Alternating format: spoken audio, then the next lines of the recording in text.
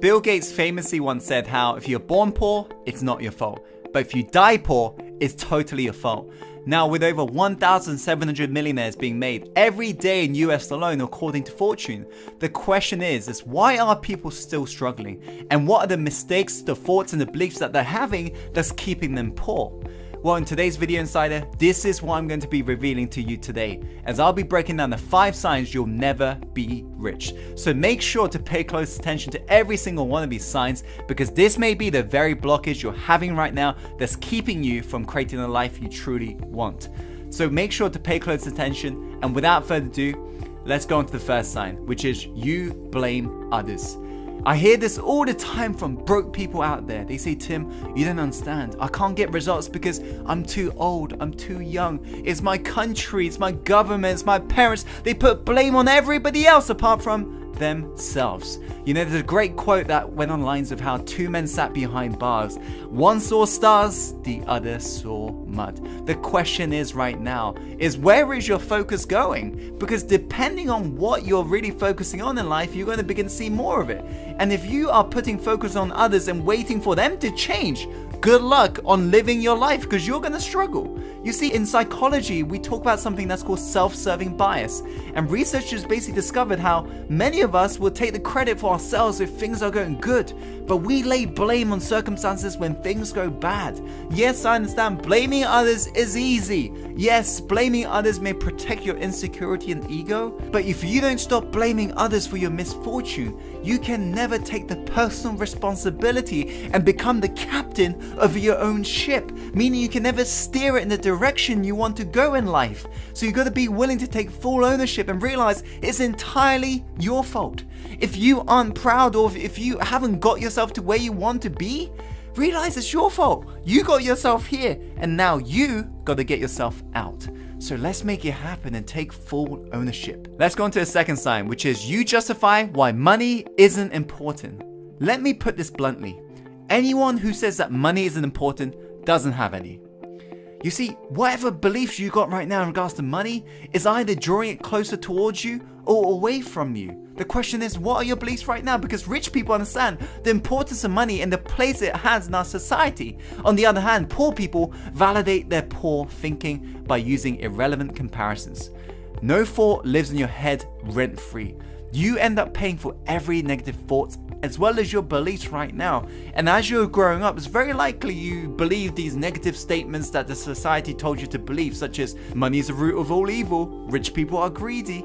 But when you begin to believe this, realize that you are beginning to push money away from you. And logically, think about this. You saying money is not important, I'd rather have happiness, it's like me saying I'd rather have my freaking arm than a leg. Why can't you have both? That's the question. Because all money is simply a magnifier. It magnifies who you are at the core. Yes, there are douchebags with money, but at the same time, there are kind, warm-hearted people with money as well. So realize that. Let's go on to the third sign, which is you buy things you can't afford. You see, there's no point trying to buy things you can't afford with money you don't have to impress people you don't like. What's the point of that? It's incredible how many people I see walk around the planet today simply trying to impress the Joneses and be willing to get into debt for it.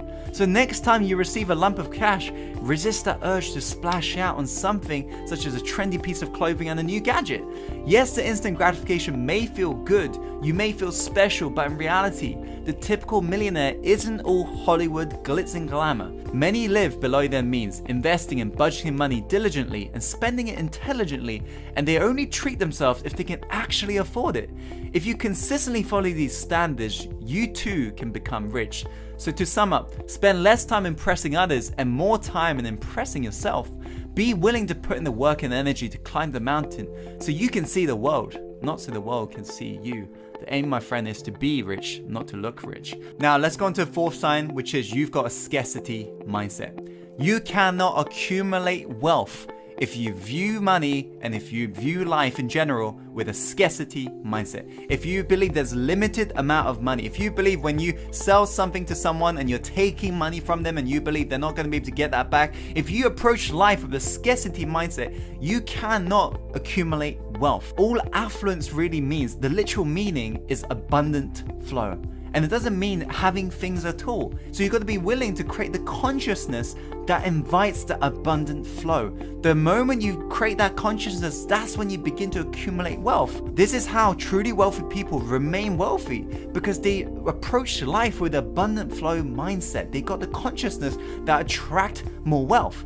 They allow themselves to invest their money because they know what they put out will come back. That's a truly abundant mindset. So you got to get rid of your scarcity and work on your abundance consciousness. Let's go on to the final sign, which is you're not obsessed on your craft. We're living in an age today where people love people with passion. They say, yeah, what's your passion on? What are you passionate about? Yeah, that's awesome. Keep being passionate. But the moment somebody's obsessed, we begin to frown upon that. But if you look at anybody who's really passionate about their craft, look at Elon Musk, for example.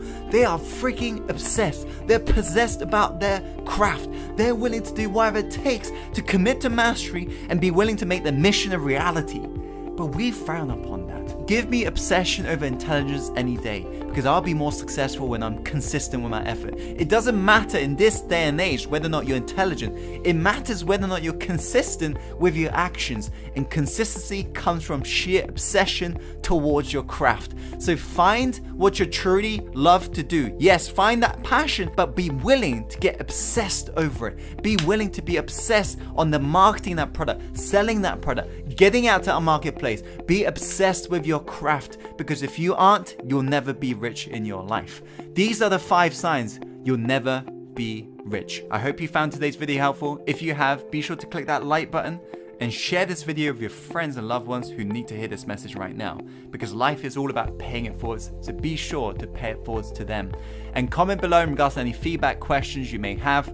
And as always, follow your heart and take action and go live the life you're truly born to live. I'll see you on the next video soon. Take care.